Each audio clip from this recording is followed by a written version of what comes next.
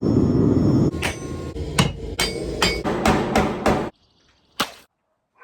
going on, everybody, and welcome back. So for this Viking challenge, I'm going to create a Viking sword, or a Viking era sword to be more precise. Now, something interesting about Viking era swords is that very few, if any, swords were actually made in Scandinavia and were imported from different parts of Europe. So when it comes to historical accuracy for this build, I could honestly care less. Now, with that being said, I'm going to do my best to stick to certain parameters, as I do want to challenge myself with this build, and I've chosen a pretty complicated construction. So now, I'm going to go start this build. So here's an example of a 10th century Petersen Type X sword. This is the type of sword I plan to make for this challenge. Now, Petersen typology is a way of categorizing these swords based on hilt design, since the hilts have the greatest variations throughout the centuries. The two swords I've highlighted is what I'm shooting for in blade shape and dimensions. I'm sure this build won't be perfect, and I'm okay with that, as this is the first sword I've ever made. So enough talking, now it's time to whip up something unique for this build.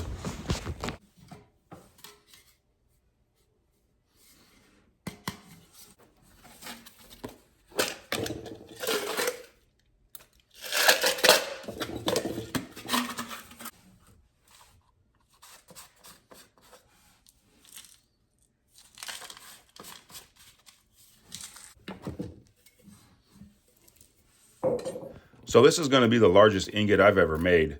I'm shooting for a 7-pound ingot, and I'm using an A6 crucible. Now, it's important to not mistake this with canister Damascus, as this charge will completely melt. Originally, I was going to start with pure iron powder, but I chose to save that for other projects and use up this 1084 powder I've had laying around for a while.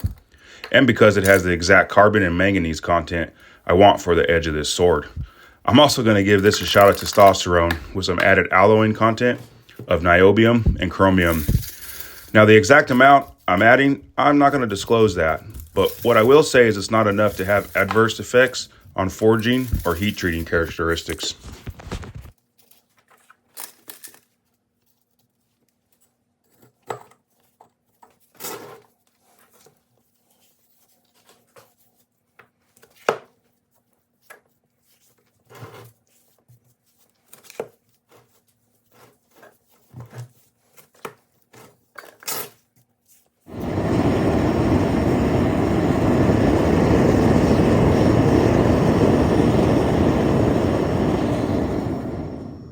"35 minutes of runtime, and the furnace has reached target temp of 2900 degrees.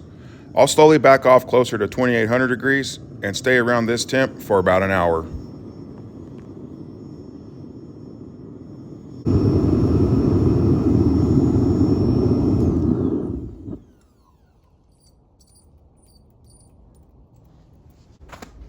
I'm removing the crucible from the furnace for a rapid cooling, as it doesn't need a slow cool compared to something like Wootz, as a pattern is not a concern here.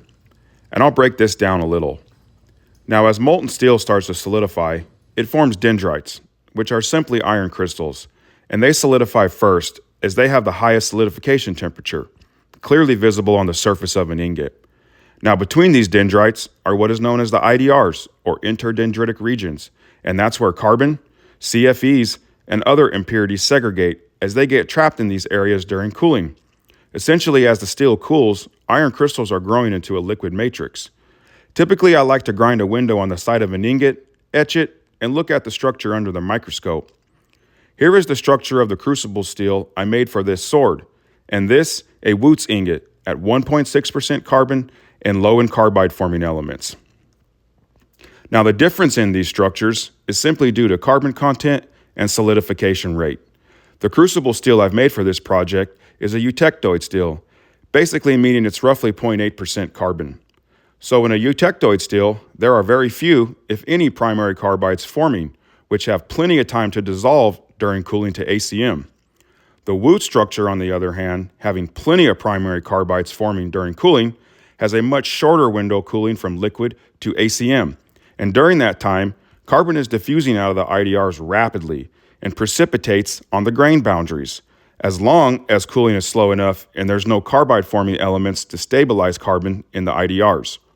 Once cooling starts to speed up below ACM and carbon levels even out throughout the ingot, carbon starts to precipitate inside the grain as a crystal and forms these acicular carbides, also known as Widmanstätten carbide. There are some other factors which I'm not going to get into here.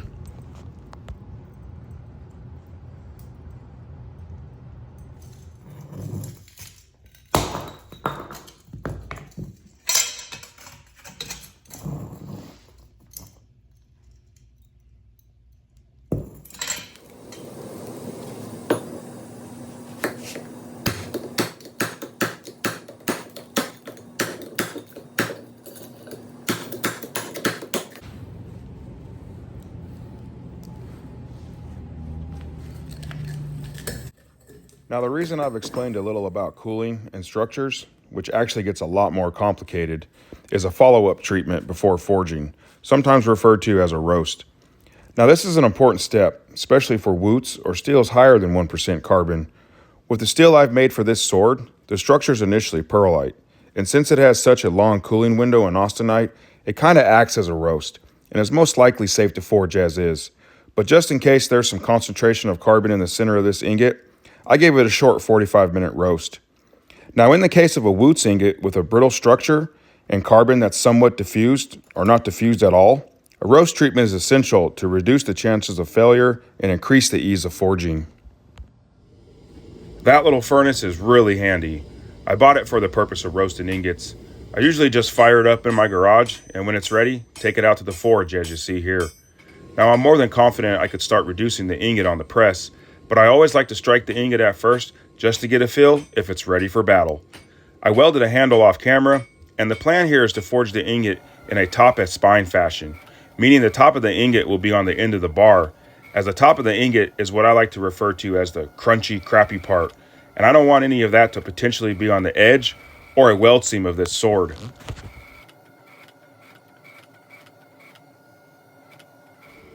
Now that I've reduced this ingot into a nice chunk of flat bar, I'll cut off the ends as they tend to cold shut from forging the natural shape of the ingot into bar form. And I'll proceed to reduce this steel down to a 1-inch square bar.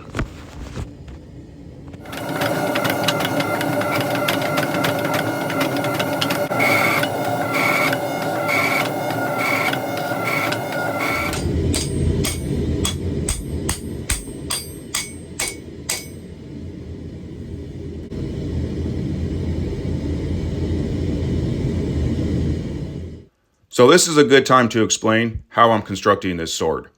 This image is a great illustration of how some Viking Age swords were constructed, except for the multi-bar variants. I've highlighted B, which is how I'm constructing this sword.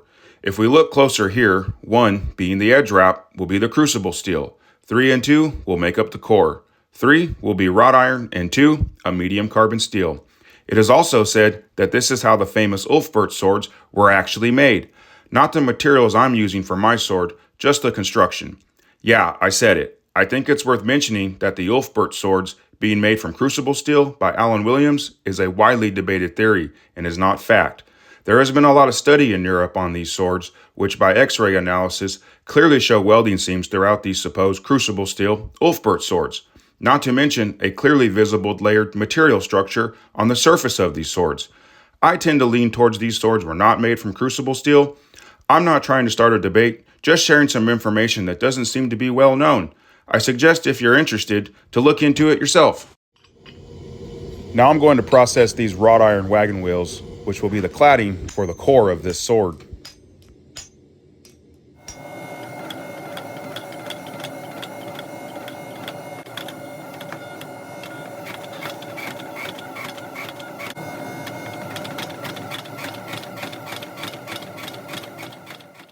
The wrought iron's been processed to the correct thickness, cut and stacked off camera, and now they're ready to go into the fire.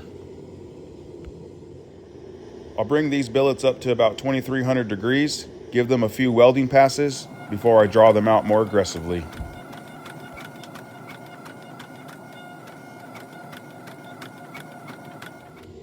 On to processing this piece of 3-inch medium carbon steel shafting, which will be the material for the center of the core, or what the wrought iron will be welded to.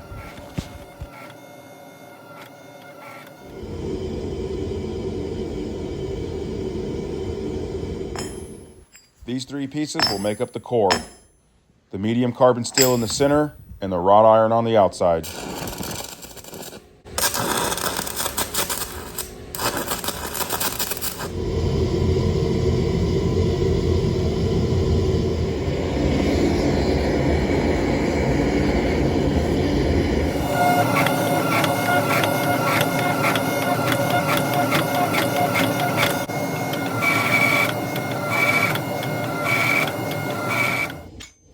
ended up with plenty of material for the core. So I cut this billet in half, and now I'll proceed to forge in a blunt tip.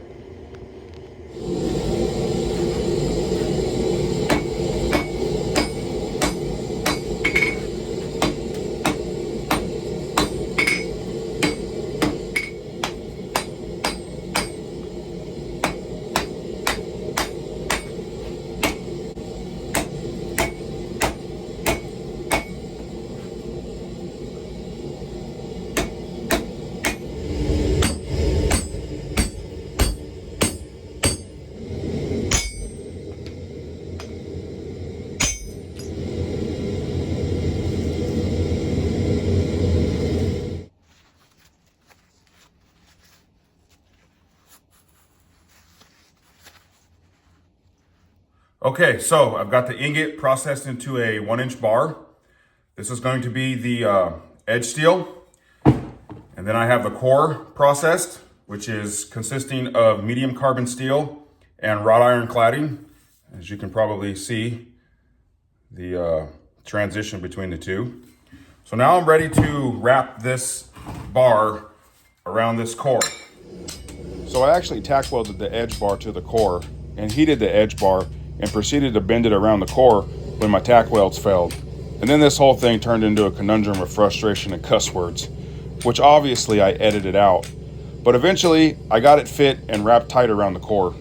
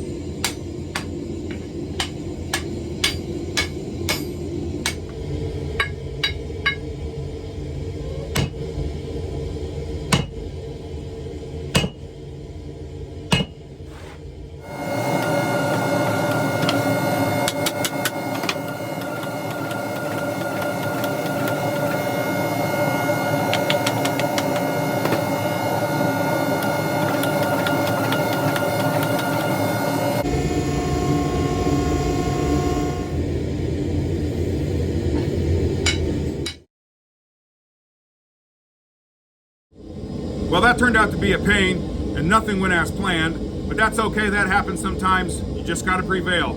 Now, I did manage to get that bar wrapped around this core, and I cleaned all the welding surfaces. Now I'm gonna get it in the fire. So welding the tip on this billet can be pretty difficult, and I've only done this one other time, but with a much smaller billet. The tip needs to be worked first, then the body, or else you'll fight the natural movement of the edge bar away from the core. The whole construction of this sword is a difficult feat, as this billet pretty much has to be forged completely to shape, including the fullers.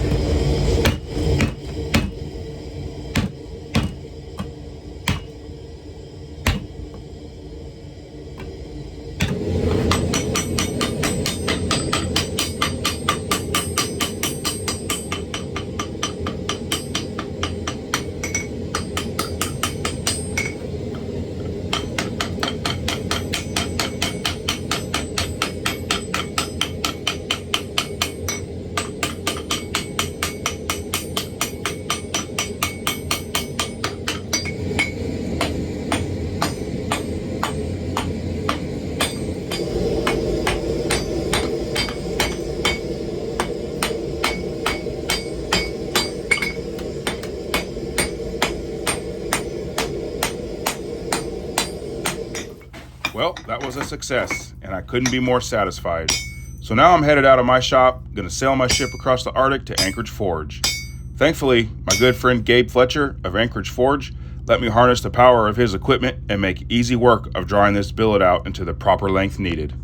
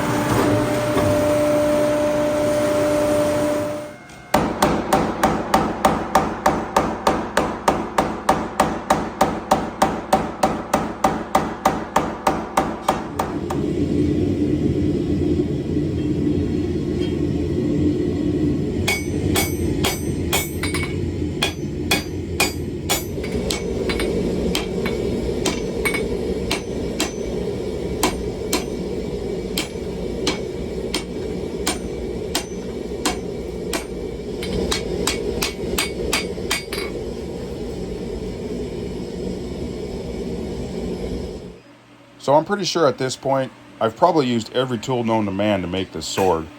But I will say, the induction forge proved to be pretty handy forging in the bevels.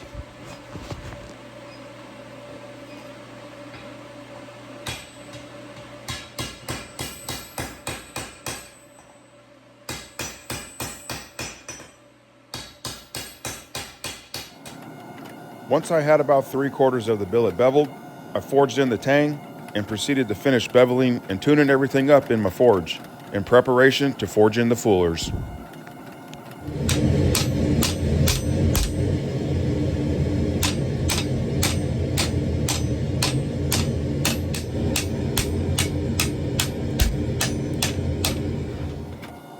So it's important to note the fullers have to be forged in, or else it's highly likely I'll just grind all the wrought iron away. Now these dies have a 3-inch radius and work great for forging a shallow fuller.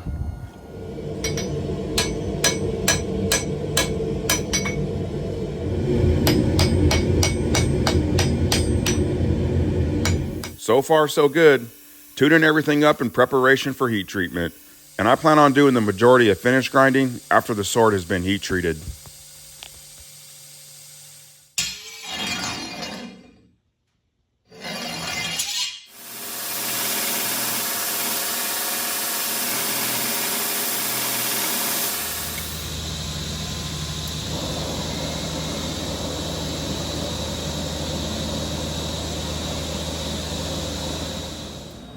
Austinizing at 1500 degrees and quenching in Parks AAA. And I gotta say, this double Apollo forge from Housemade that my friend Gabe put together, which is also temperature controlled, is most excellent for this purpose, as the other option was building a charcoal trench forge.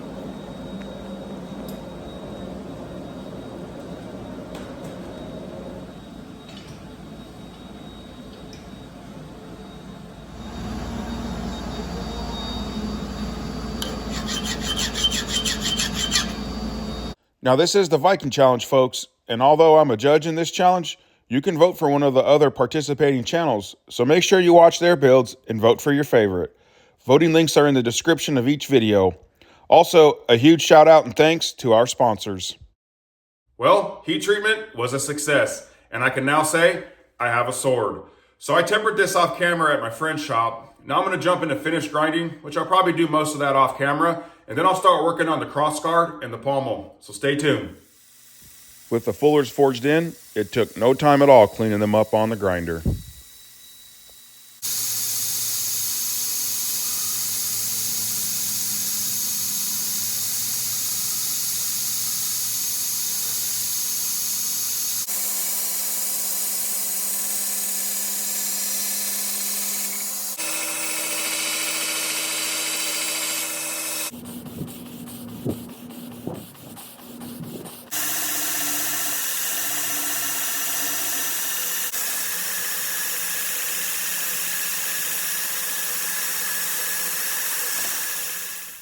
So I'll be using 2 pieces of wrought iron anchor chain to make the crossguard and pommel.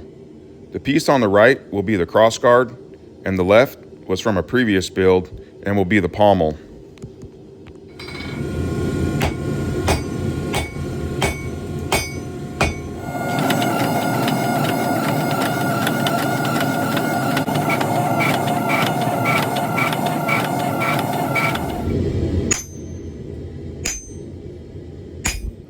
Drilling a slot rather than making a slitting punch before hot fitting.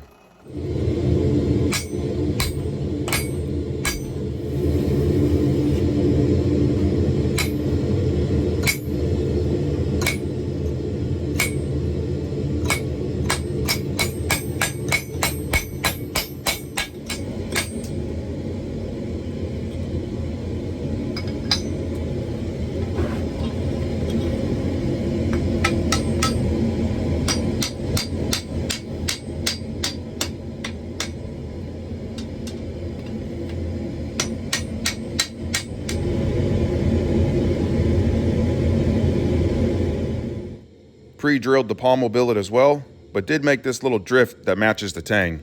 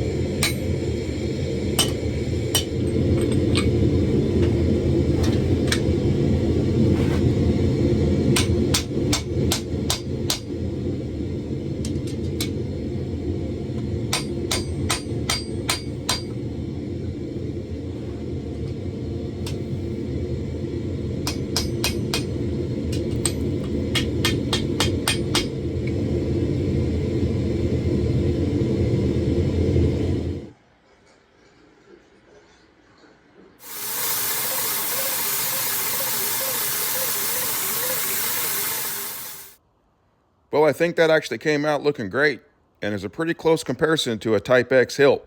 I'm really looking forward to etching these fittings, so stay tuned.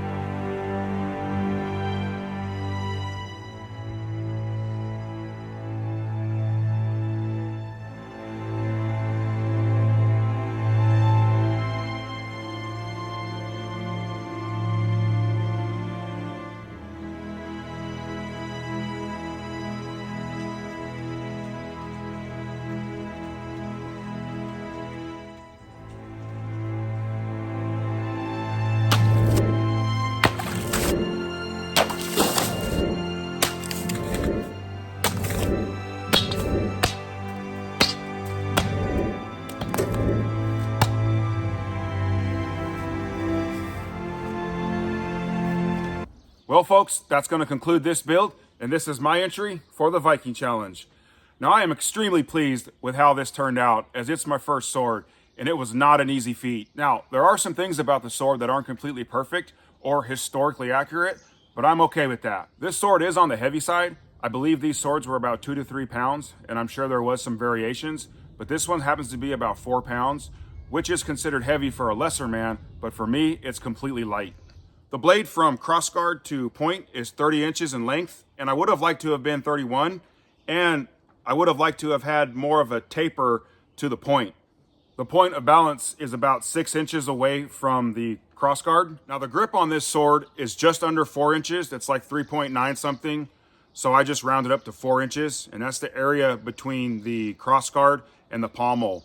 And these swords had very small grips, about 3 inches, 3.5. Some were over 4 inches. But for this exact period, I'm not exactly sure, and they are held a little differently than one might think. Well, like I've said, I'm extremely happy with this sword. So I hope you guys enjoyed this video. I hope you learned something from this video. If you have any questions or comments, just go ahead and ask. Now, I want to say thank you to Dennis Tyrell for putting on these challenges. Thanks to all the guys that are involved in these challenges, and thanks to the viewers for participating in this challenge. But other than that, until next time, take care.